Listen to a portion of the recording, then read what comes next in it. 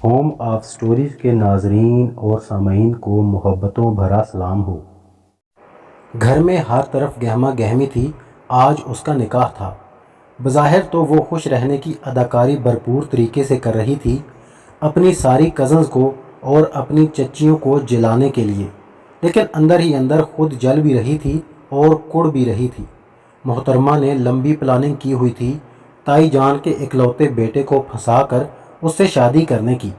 اس نے سوچا تھا کہ اپنی خوبصورتی کے بل بوتے پر وہ حیدر کو اپنے جال میں پھنسا لے گی، لیکن اس کی چال الٹی پڑ گئی۔ سمیہ نے اقرا کے کان میں سرگوشی کی۔ منال ان دونوں کو دیکھ رہی تھی اور سمجھ رہی تھی کہ یقیناً اسی کے بارے میں باتیں کر رہی ہیں اور اس کا مذاق اڑا رہی ہیں، اور خوش رہنے کی اداکاری تو ایسے کر رہی ہے جیسے ہمیں اس کے اندر کا حال پتہ ہی نہیں ہے۔ اس کو کہتے ہیں رسی جل گئی مگر بل نہیں گیا۔ صدف نے بھی سرگوشی میں حصہ لیا۔ کہاں وہ امریکن ریٹرن حیدر اور کہاں یہ گاؤں کا لڑکا معاذ، اقرا نے کہہ کر اپنی ہنسی دبائی۔ منال دلہن بنی بیٹھی تھی اور وہ گھونگھٹ کی اوٹ سے ہی ان سب کا تماشا ملاحظہ فرما رہی تھی۔ نکاح خواں آتے ہی والا تھا۔ وہ بن ماں باپ کی بچی تھی۔ اس کے 3 چچا تھے۔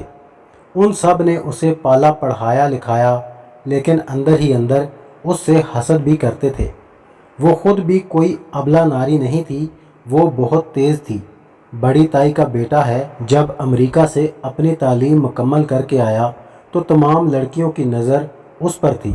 ساری کزن چاہتی تھیں کہ حیدر انہیں پسند کر لے، لیکن مسئلہ یہ تھا کہ منال سب کزنز میں سے سب سے زیادہ حسین تھی۔ اس لیے ساری کزنز کو یہی پریشانی تھی کہ حیدر آتے ہی منال پر فدا ہو جائے گا۔ منال کو بھی یقین تھا اور وہ ہر طرح سے پر اعتمادی کہ حیدر اسے پسند کر لے گا۔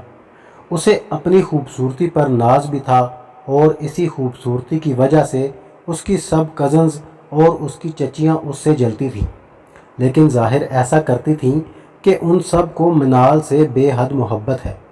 منال بھی ان کے دل کا حال جانتی تھی۔ ایک دن منال اپنی سہیلی نور سے باتیں کر رہی تھی اور اسے بتا رہی تھی کہ وہ حیدر کو اپنی محبت کے جال میں پھنسا لے گی اور اس سے شادی کرے گی اور اس گھر کی مالکن بن کر سب کا خون جلائے گی۔ تو شفا نے اس کی ساری باتیں سن لیں اور اس کو دفاع کرنے کے لیے اس کی چچیوں نے گاؤں میں رہنے والے دور کے ایک رشتہ دار لڑکے کو بولا کہ اس سے نکاح پڑھوانے کی تیاری کر۔ جس لڑکے کو وہ گاؤں کا سادہ لوح انسان سمجھ کر منال کا نکاح کروا رہے تھے، اصل میں وہ اتنا بھی سادہ نہیں تھا، وہ ان سب سے زیادہ جی دار تھا۔ منال جان گئی کہ گھر والوں نے حیدر کے معاملے میں اس کی پلاننگ کو جانتے ہوئے یہ رشتہ کروانے کا فیصلہ کیا ہے، اس لیے وہ چپ چاپ راضی ہو گئی۔ مرتا کیا نہ کرتا، کیونکہ بسمہ اس کی ساری باتیں سن لی تھی۔ اس وجہ سے اسے سب گھر والوں کے سامنے شرمندگی کا سامنا بھی کرنا پڑ رہا تھا، اور عافیت اسی میں جانی کہ چپ چاپ اس نکاح کے لیے ہاں کر دے۔ اس کو بتایا تو یہ گیا تھا کہ 1 سال بعد اس کی رخصتی ہوگی دھوم دھام سے، لیکن چونکہ دلہا بڑا جیدار تھا، نکاح کے فوراً بعد اس کی فرمائش آ گئی کہ وہ ابھی اسی وقت دلہن کو رخصت کر کے اپنے گاؤں لے جانا چاہتا ہے۔ اگر دلہا یہ فرمائش نکاح سے پہلے کر دیتا تو یقیناً یہ نکاح ہی نہ ہوتا۔ دلہے کی اس فرمائش پر لڑکیوں میں ہنگامہ برپا ہو گیا۔ گھر کے بزرگ سوچ میں پڑ گئے۔ بالآخر یہ فیصلہ ہوا کہ دلہن نے دلہے کے ساتھ آج ہی رخصت کر دیتے ہیں۔ امی، آپ نے اچھا نہیں کیا، وہ سب سے خوبصورت ہے، آپ نے اتنی اچھی لڑکی سے مجھے محروم کر دیا۔ حیدر نے منال کو دلہن کے روپ میں دیکھا تو ماں سے شکوہ کیا۔ اسے رہ رہ کے غصہ آ رہا تھا۔ اس نے 6 سال پہلے منال کو دیکھا تھا اور بچپن سے دیکھتا آ رہا تھا جب منال 14 سال کی تھی۔ اب وہ 20-21 سال کی کوئی پری لگ رہی تھی۔ حیدر اسے دیکھتا، پھر باقی کزنز کو اس کا دل برا ہونے لگ گیا۔ امی خاندان میں یہی ایک لڑکی میرے لائق تھی، اب میں شادی کروں گا تو خاندان سے باہر کروں گا، میں کہہ دیتا ہوں آج ہی آپ سے۔ حیدر نے اپنا حتمی فیصلہ اپنی ماں انیسہ بیگم کو سنایا۔ اچانک رخصتی کی بات سن کر مناہل کے سر پر تو جیسے آسمان گرا تھا، لیکن اس نے بمشکل خود کو سنبھالا۔ اصل میں ہوں ہی اتنی پیاری کہ میرے شوہر سے سال کا انتظار نہیں ہو پا رہا، شاید وہ جلدی مجھے اپنے گھر کی زینت بنانا چاہتے ہیں۔ منال نے غرور سے سوچا اور دل میں اپنے تازہ ترین شوہر کو حسین القابات سے نوازا۔ تم تو پیاری ہو، اب تمہارا دولہا اندر آئے تو ہم دیکھیں کہ تمہارا دولہا کیسا ہے، اقرا نے مذاق اڑانے والے انداز میں کہا۔ لیکن جیسے ہی معاذ اندر آیا سب لڑکیوں کا منہ کھلا کا کھلا رہ گیا۔ حیدر کیا تھا اس کے آگے؟ ٹام کروز جیسا معاذ آج دلہا بن کر واقعی ہیرو لگ رہا تھا۔ یہ تو کچھ زیادہ ہی ہینڈسم ہے، اقرا نے شفا کے کان میں کہا۔ ساری لڑکیاں تیار تھیں، ایسے جیسے نکاح کا فنکشن نہ ہو، کوئی ولیمے کا فنکشن ہو۔ اچھا ہے لے جائے آج ہی اس آفت کی پڑیا کو، سائمہ چاچی نے کہا۔ خیر جیسے تیسے اسی رات منال کو معاذ کے ساتھ رخصت کر دیا گیا۔ اب شہر سے گاؤں کا رستہ 3 گھنٹے کا تھا۔ 3 گھنٹے بھاری بھرکم کپڑوں اور جھکے ہوئے سر کے ساتھ بیٹھ کر منال تو ہلکان ہو گئی تھی، اور ایک نظر اٹھا کر اس نے پاس بیٹھے معاذ کو بھی چور نظروں سے دیکھ لیا تھا، اور دل میں اطمینان ہوا کہ شکل تو اچھی ہے، جاہل گوار بھی نہیں لگ رہا، لیکن روبدار ضرور لگ رہا ہے۔ 3 گھنٹے کی مسافت طے کر کے بالآخر گاؤں آ ہی گیا۔ منال کا جوڑ درد کر رہا تھا سفر کی تھکاوٹ کی وجہ سے، اسے رہ کر معاذ پر غصہ بھی آ رہا تھا۔ منال نے سوچا تھا کہ 1 سال بعد رخصتی ہے، اس عرصے میں اس کا شوہر شہر میں گھر لے گا اور اسے گاؤں نہیں جانا پڑے گا، لیکن اب وہ سخت غصے میں تھی، لیکن اظہار نہیں کر پا رہی تھی۔ اور جس طرح سے گھر والوں نے اسے راتوں رات رخصت کیا تھا، اس نے قسم کھا لی تھی کہ واپس اس گھر میں نہیں جائے گی، اور سب گھر والوں کو یہی دکھائے گی کہ وہ گاؤں میں بہت زیادہ خوش ہے۔ رات کے 9 بج رہے تھے۔ معاذ تو گاڑی سے اتر کر ہی کہیں غائب ہو گیا تھا۔ ایک عورت اس کے ساتھ تھی گاؤں کی، جو کہ نکاح میں بھی شریک تھی، وہ معاذ کی خالہ حلیمہ خاتون تھی۔ حلیمہ خاتون منال کو اس کے کمرے میں لے کر گئیں۔ بیٹا تم تھکی ہوئی ہو، اب آرام کرو، معاذ آتا ہی ہوگا۔ میں بھی تھک گئی ہوں، اپنے گھر جا رہی ہوں، مجھے بہت نیند آ رہی ہے، میرا گھر یہاں پڑوس میں ہی ہے، کسی چیز کی ضرورت ہو تو آواز دے دینا، ویسے گاؤں والے سب سویرے ہی سو جاتے ہیں، حلیمہ خاتون نے کہا اور وہاں سے چلی گئی۔ کچھ دیر تو وہیں بیٹھی رہی، پھر خیال آیا تو کمرے سے باہر نکل آئی اور گھر کا جائزہ لینے لگی۔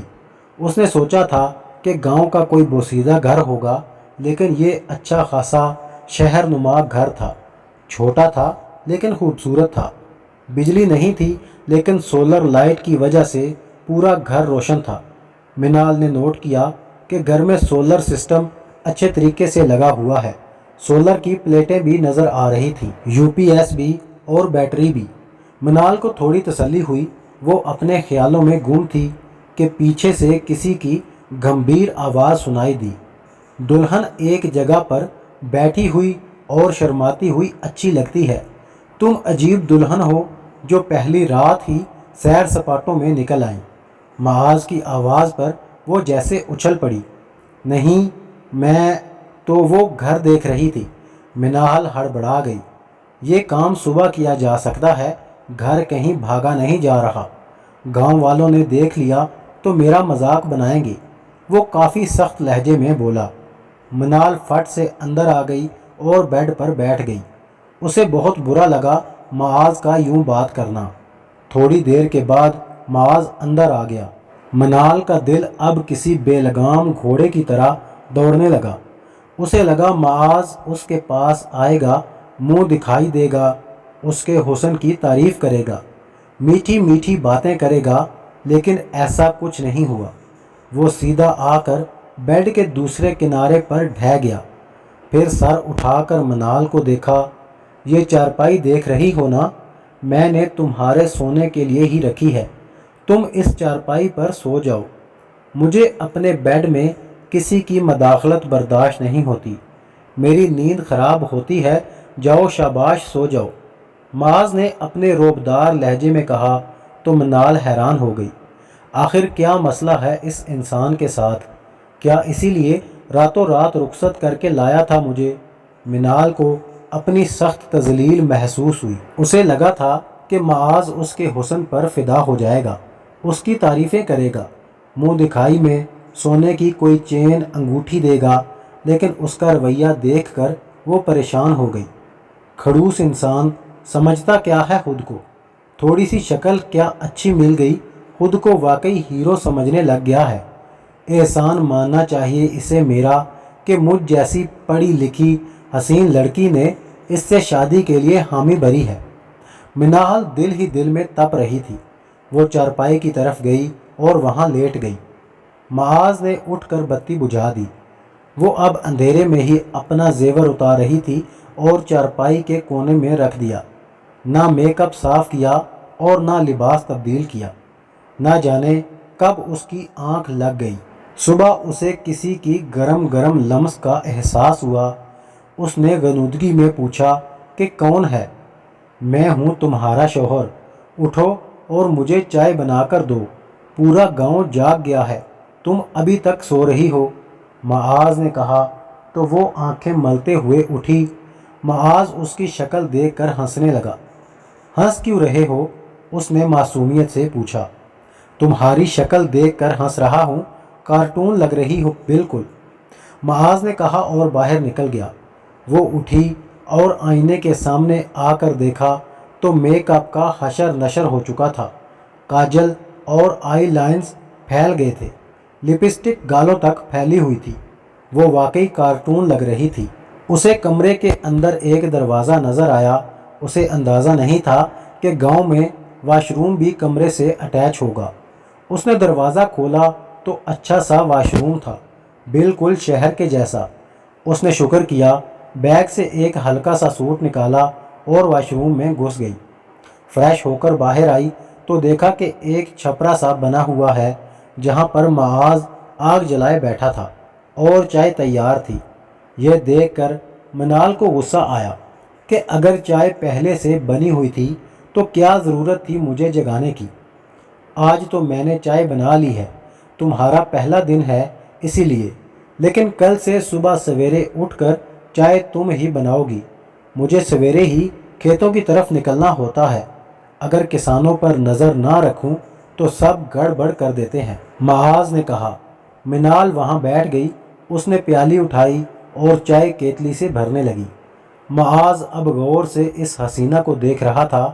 ایک پل کو معاذ کی نظریں اس پر ٹھہر گئیں تو نظر ہٹانا ہی بھول گیا، پھر اپنے جذبات پر قابو رکھ کر خود سے بولا، نہیں معاذ نہیں، اس کے حسن کے آگے کمزور نہیں پڑنا ہے۔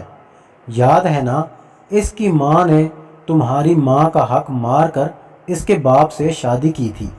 دوستو یہ کہانی ابھی جاری ہے۔ اس کہانی کا اگلا حصہ جلدی اپلوڈ کیا جائے گا۔